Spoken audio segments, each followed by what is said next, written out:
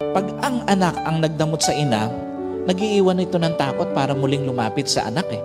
Totoo po ba yun? Hindi lang sakit ang iniiwan sa isang ina pag napagdadamutan ng anak eh. Hindi lang bigat sa kalooban, hindi lang lungkot ang iniiwan sa puso ng isang ina kapag pinagdaramutan ng kanyang anak.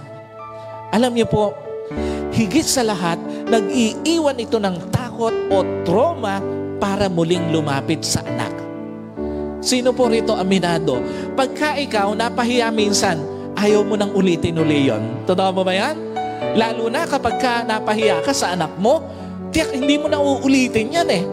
Kasi nga iba yung lungkot, iba yung bigat ng kalooban, and at the same time, iba yung takot na dinadala nito sa iyo. Na kapag lumapit ka uli sa iyong anak, baka mapahiya ka na naman. Yung